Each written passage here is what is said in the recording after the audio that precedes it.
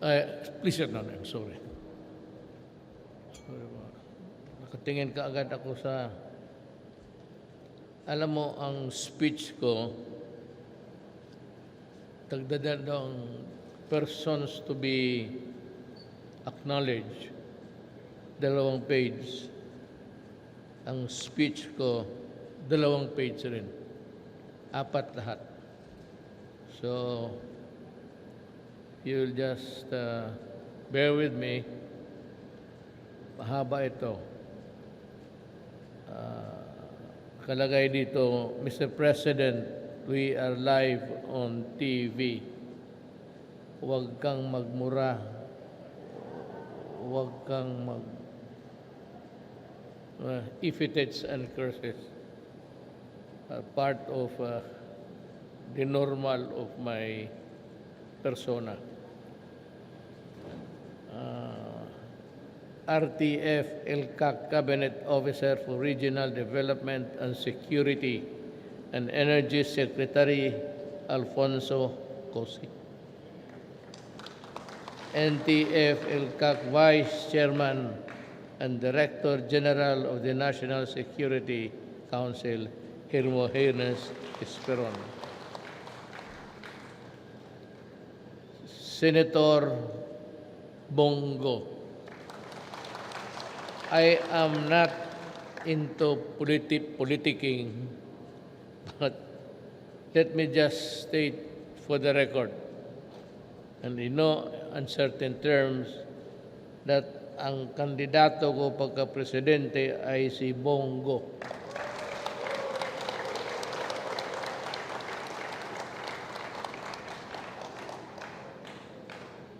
You know, Bongo has been my aide for 23 years.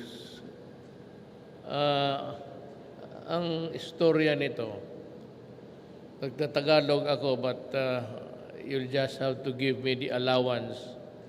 Hindi naman ako masyado marunong magsalita ng Tagalog. Ito si Bongo, bata pa noon, younger than usual. Naglalaro sila ng basketball. Ang aide ko talaga was a military guy, PC, tapos naging sa National Police. Naglalaro sila ni Bong ng basketball. Tapos pag siya nagpasa sa... Si Bato ba yun? Pinasa ni Bato ang bola doon sa security ko, si Jimboy Halili. Nung sinalo, natumba, tapos dead on this one. Collapse, patay. So wala akong aid noon. Kabarkada sila sa basketball. But Bong is a graduate sa Lasal. Hindi na akala kasi nila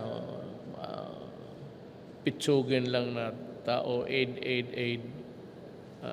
They were not able really to correct Bong's talent, actually. You know, one thing ang sabi ko sa inyo, itong Bong na ito, magkwenta ng whatever, magkwenta ng pera o percentage or gagamitin lang ito. Hindi ito nagsusulat. Ganon kahusay ito sa bright, tapos always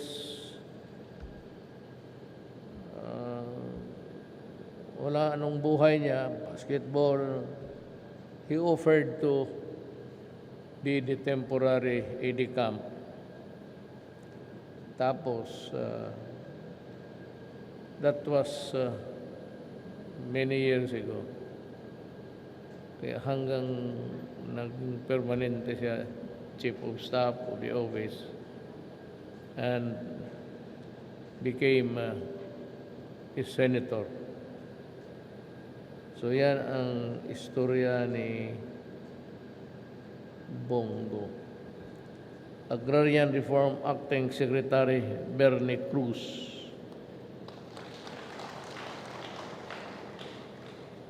TESTA Director General Isidro La Peña. Talagang general yan. He was my chief of police the last day of my term sa Davao. Mindanao, Oriental Mindoro, Governor Homerlito Dolor. Occidental Mindoro, Governor Eduardo Gadiano. Sir. Marinduque Governor Presbitero Velasco Jr. Sir. Romblon Governor Osiriano.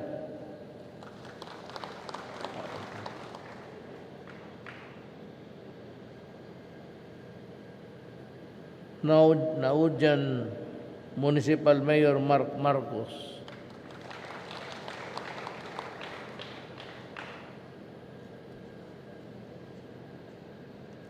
Municipal Mayor of Rojas, Leo Cose Jr.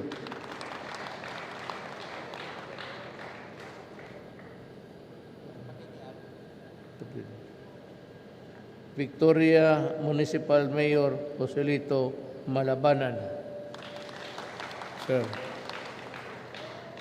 pleased to meet you. Victoria Municipal Mayor Joselito Malabanan, Abra de Ilog Municipal Mayor Eric Constantino. Mamburao Municipal Mayor Angelina Tria.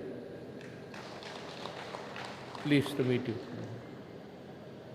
Magsaysay Municipal Mayor Cesar Tria Jr. Pleased to meet you, sir. Rizal Municipal Mayor Ernesto Pablo Jr. I'm pleased to meet you. Sablayan Municipal Mayor Andres Danghiros.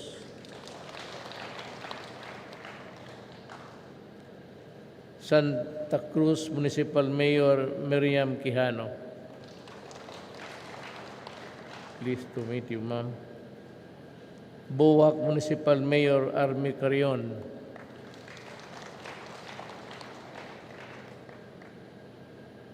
Santa Cruz Municipal Mayor Antonio Oy Jr.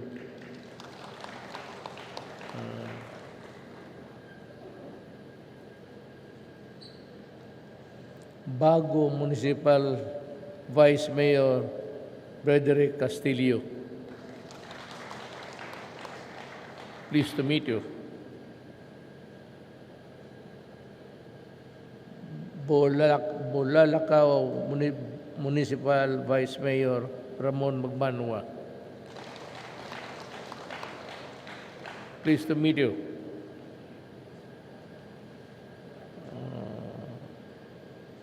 Gloria Municipal Mayor, Vice Mayor Vic Roskin Ong. Address, pleased to meet you. Former Presidential Spokesperson, Attorney Harry Roque Jr. Ikaw ba yan, sir? Former Chief Presidential Legal Counsel, Attorney Salvador Panelo.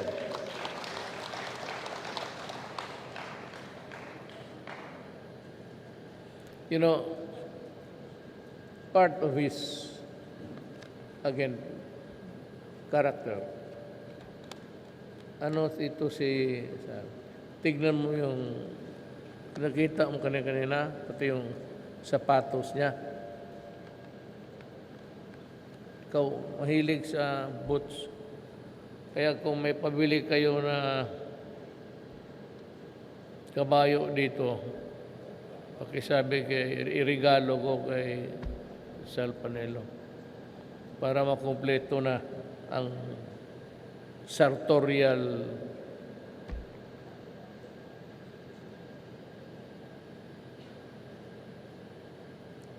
former Chief Presidential Legal Counsel, former Presidential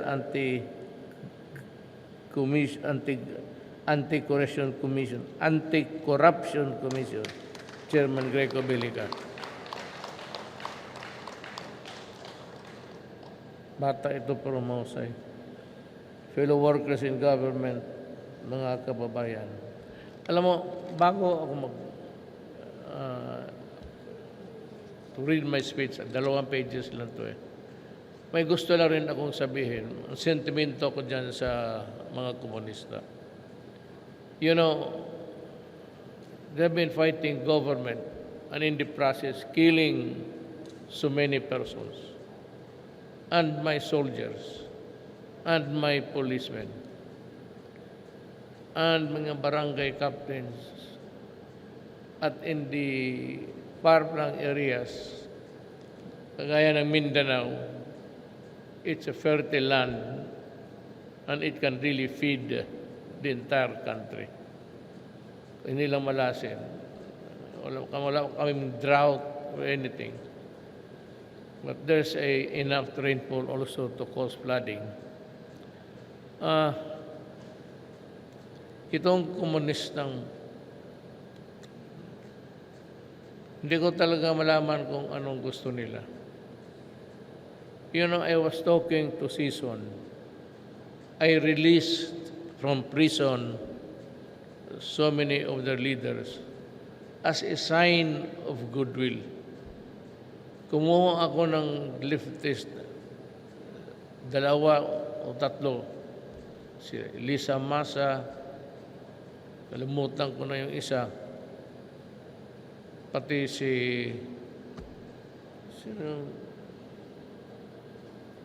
yung pinalitan ni si Mariano.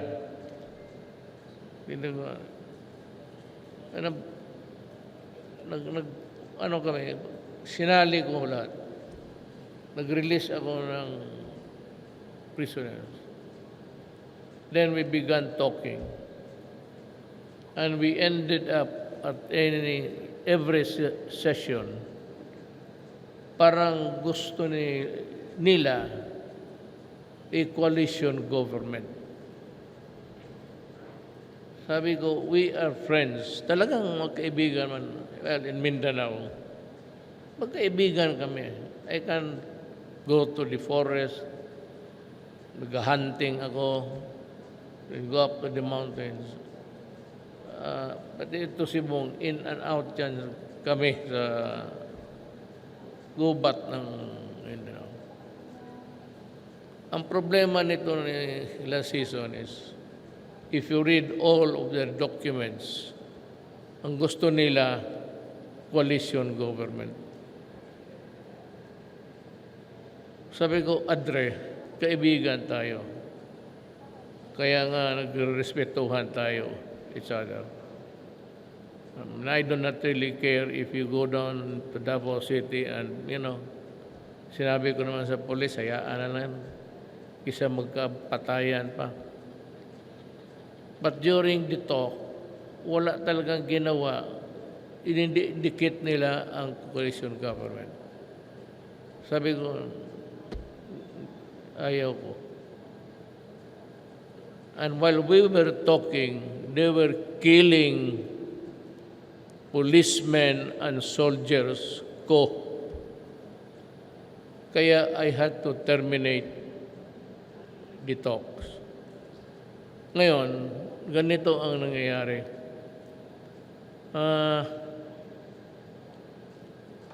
54 years of fighting, ginawa na natin ang lahat.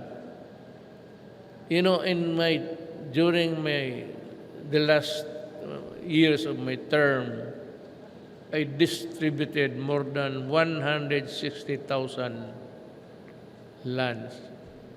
I was trying to pull something to make them irrelevant. Kaya gusto nila lupa Kaya ako, binilis ko lahat. Sabi ko kay Castriones, pati yung gobyerno, the idle lands, so ibigay mo. Binigay ko lahat, lupa, halos. Pati yung na land reform na hindi na lagay sa in possession ang mga tenants kasi binabara rin ng mga landlords, bribing, buying back the lands. Sinabi ko, put them into possession. Ibigay mo talaga sa ano. And if they don't want, just call the police. Sabihin mo, that's the law. It's not our rule. Batas yan. Kaya lahat na. And you know what? Pati yung Boracay. Ang Boracay, sa likod niyan, may mga, I don't know how they were able to do it. But one of them is Justice Carpio, yung lalaki, yung nag-retire, yung sambayan ng Pilipino nila. Wala talagang, walang maasahan. I'll just cut it short. Kaya doon na naglalaban na naman tayo. So, sometimes, may gulo. Sa awa ng Diyos dito, wala naman masyado.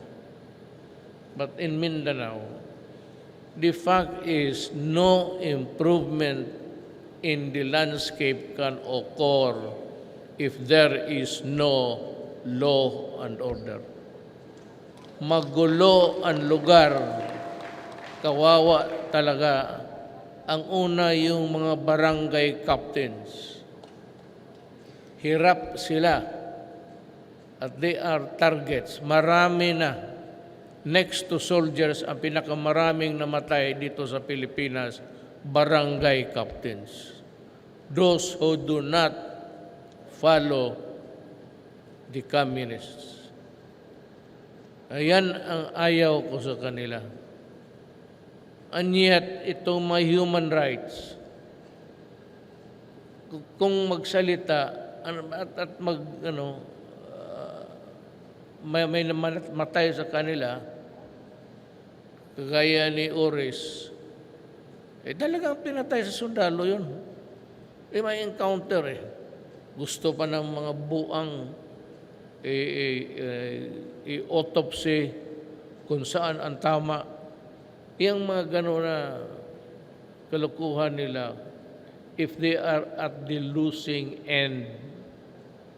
Pero pag sila ang pag sila ang nakapabor, ang gobyerno is pictured really as something of a killing machine. Yan ang ng human rights. Puro left rin yan talaga sila. Walang human rights na democratic. They are all communists. Kaya nandyan yan sila. Pati yung mga madre, pati pare yung nandyan. Si Oris. Oris is pare.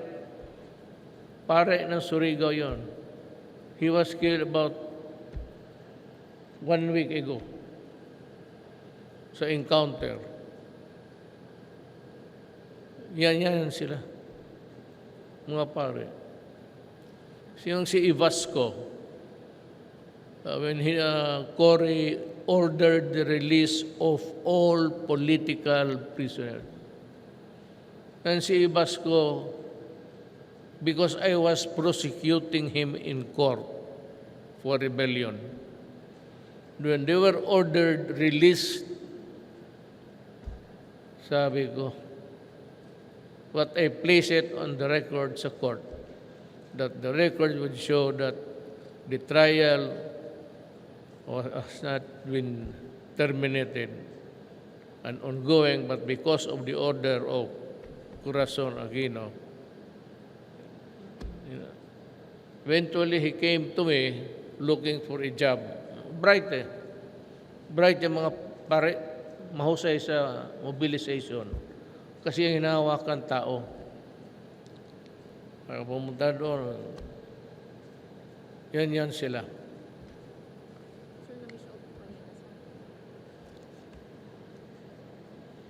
Kalintaan Municipal Mayor Eric Labrador. I'm sorry to have missed you.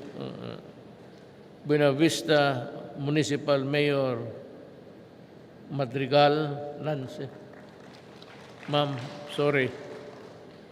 I am pleased to meet you. Bago ka siguro. So yan ang istorya ko sa komunista.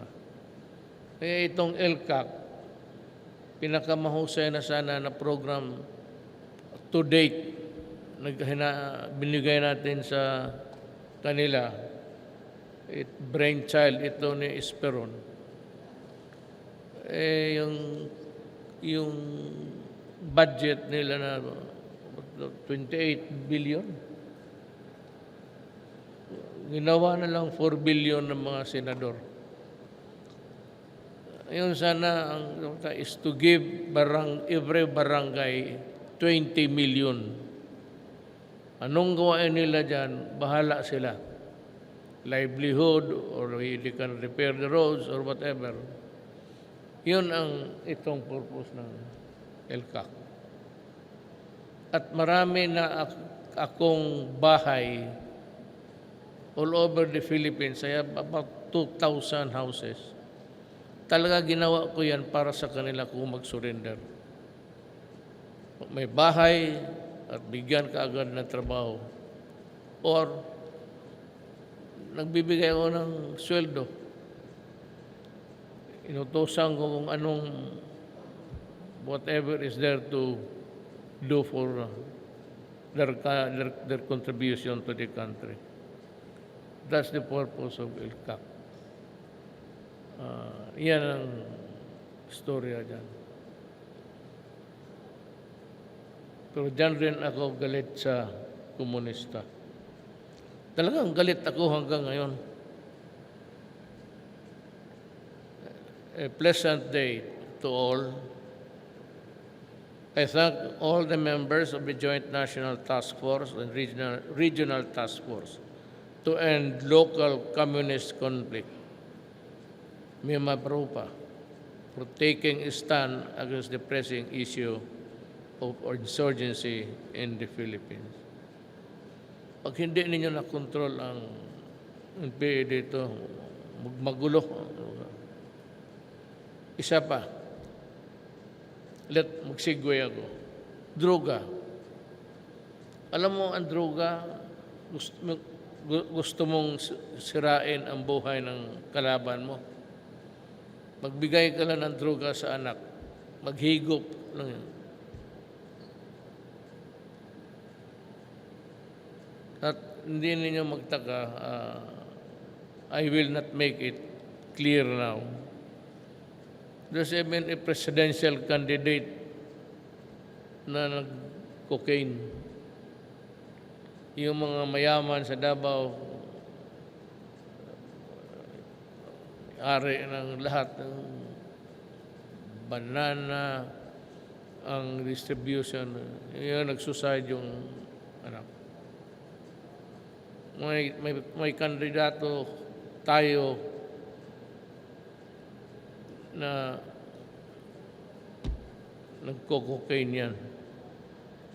Yung mga anak ng mga mayaman. Kaya ako nagtaka ako, anong nagawa yung tao niya? I'm just asking.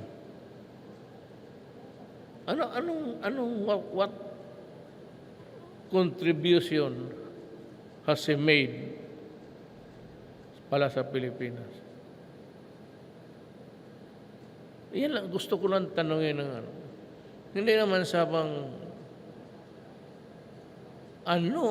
bakit ang Pilipino parang lukong-luko na supporting. Magtanong lang ako sa inyo, ano ang ginawa niyan? Nagdadruga yan ng cocaine ang tirada niya. Itong anak ng mga mayaman, lahat dito. sa Manila, o di sa Davao. Isang grupo yan. Tirada niya ng cocaine. I am not, hindi ako nag-iintriga. Bahala kayo. Find out. Sino? Kayo magtanong kayo sa Davao. May kilala kayo. Ang mga taga Maynila, yung mga mayaman talaga, ari ng biggest banana plantation,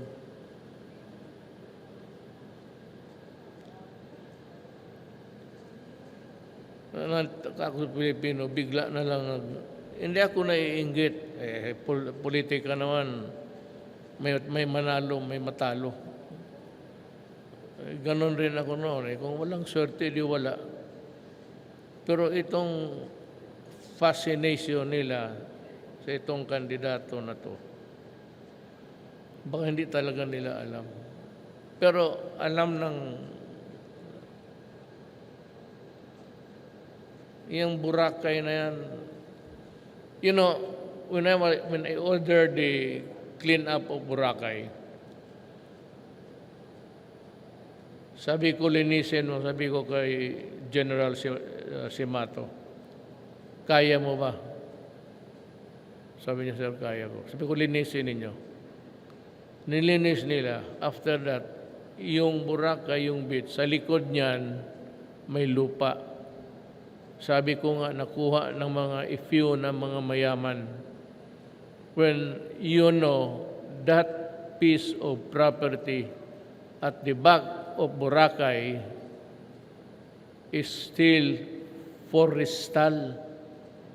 So you cannot build a residential because you need a conversion from agricultural to residential. Maraming nag-agawan, ang ginawa ko, I ordered, itong DAR,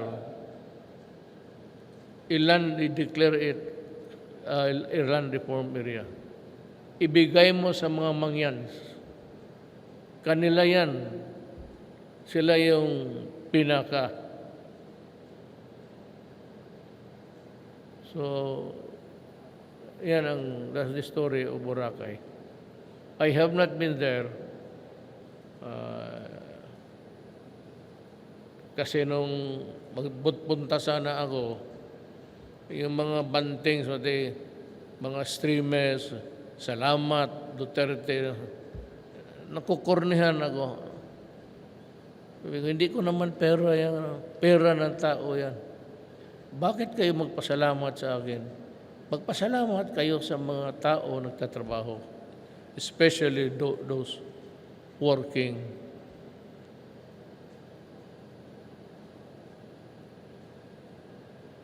Yeah, that's one story. I-connect ko lang, yan dyan silang yung mga mayaman at hindi mahuli-huli. O minsan, kung gusto nila, magsakay sila sa aeroplano nila, sino maghuli sa kanila? But I am just not really a warning. Bahala kayo. Bahala kayo kung anong gusto ninyo na tao. Inyo yan. Ang akin lang, pagdating ng panahon, basta sinabi ko sa inyo, and he is a very weak leader, ang karakter niya. Except for the name.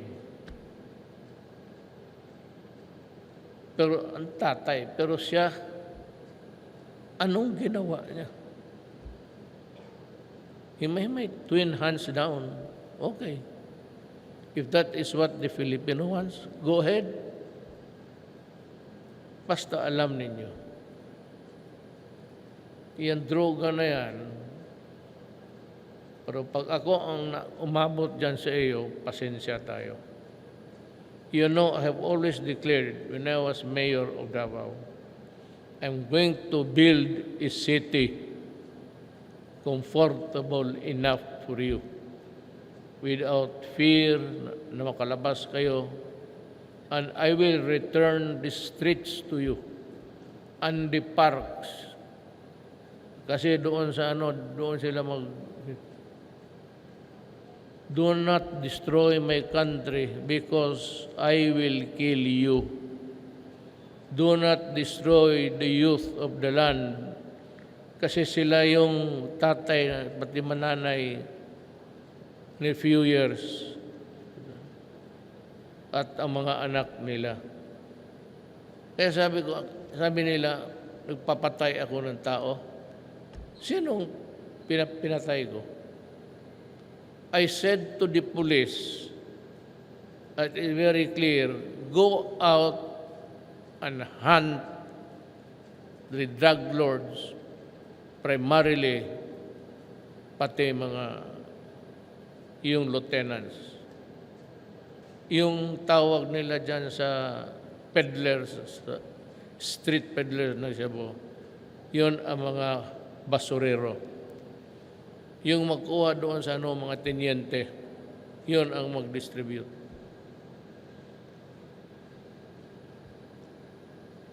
Yan ang So wag kayong talaga. Alam mo ganito yan eh.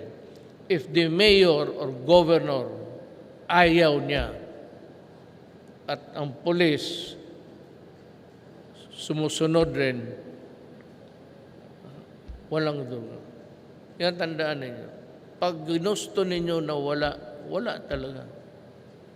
Andyan yung police. Sabihin mo sa kanila, go out and destroy the apparatus. But if there is a resistance, violent resistance, may mga baril man talaga, patayin ninyo. Or else kayo ang mamamatay. Yan ang guidance ko sa... Well, police trabaho nila yan. But you know, when I became mayor, mayor kasi tawag ko sa hindi naman presidente. When I won the election, tinawag ko yan sila lahat. Tapos si Bato, bit ko from Davao. Nung na-install siya ng PNP, sabi ko, open the records and tell me who are the guys, the big son of a... Alam mo, 7 generals were involved. Tingin ko sa customs, ganon rin. At tingin ko sa airport, ganon rin. Kaya sabi ko, I did not realize, sabi ko, I will finish it. Madali naman talaga. Patayin mo lang lahat yan, tapos yan. I-assassinate mo lang yan. Pero, there's the law.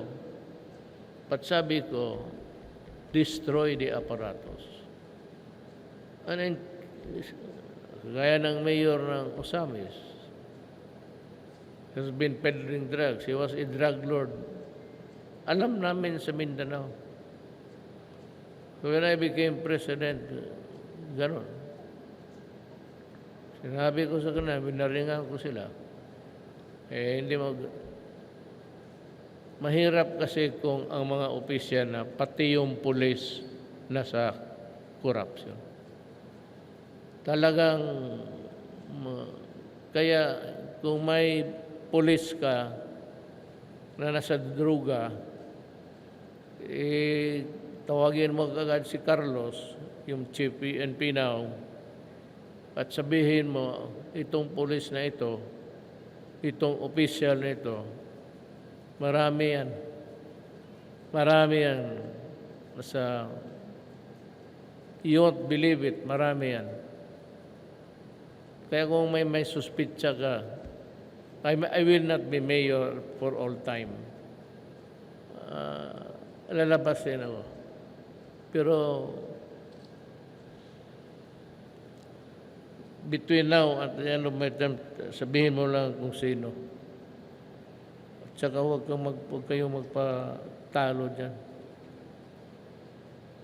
Sabi ko, pag ayaw ninyo, sabihin mo sa pulis, ayaw ko na droga. O unless ikaw nagdodroga ka, we are a protector. We are in trouble. So, you either dispatch him or do not wait for the anong tawag nito? I have a term for that, itong droga na ano. It's a vicious cycle. Ang human rights, magpakita ng listahan. Ito yung pinatay ni Duterte. Ang sa likod, hindi nila pinita, ano yung namatay dahil sa droga at pinatay dahil bungog sa droga. They are only considering yung mga sabi nila so-called drug lords.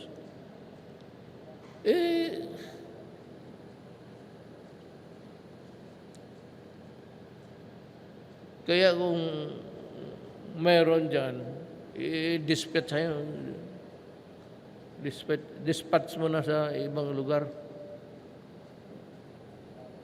And I'm sure the new PNP Chief General would be, or just go to my office and let us talk. Mayor, I need about 30 minutes with you. Mag-usap lang tayo. I will entertain you. And I said, sabi ako, what about Mayor Droga? I'll give you all the time and tell me. Do not allow these gangsters to destroy pati yung mga anak ninyo. Kasi pag naghigop na yan, problema mo na talaga sa pamilya. Sigurado yan, maghiwalay ang mag-asawa dahil dyan. It destroys the foundation of a family, basic family unit.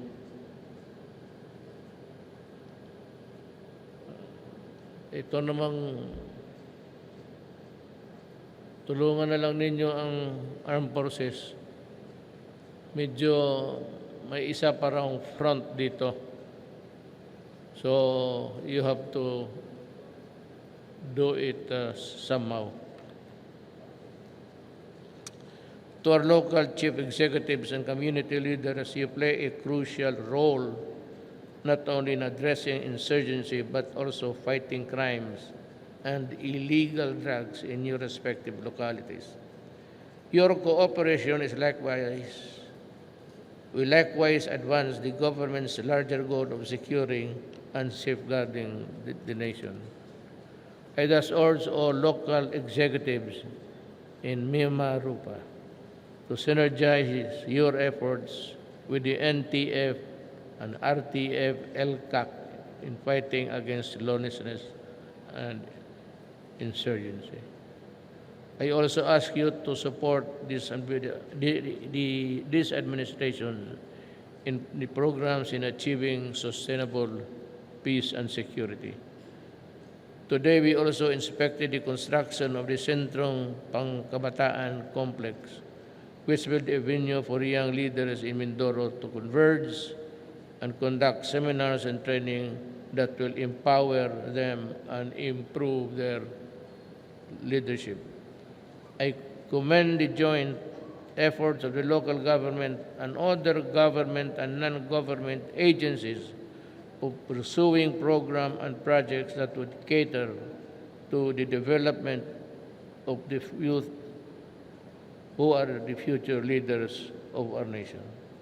This administration is committed to supporting the endeavors of local governments that empower different sectors of society, such as the youth. It is my hope that the local government of Oriental Mindoro and its people will continue to enhance the youth's civic efficiency, moral character, and nation building. May I likewise take this chance to urge all concerned agencies in this region to undertake all the necessary actions to address the decades-long power crisis in Mindoro. Wala naman, sir? Wala nang... May crisis pa ba?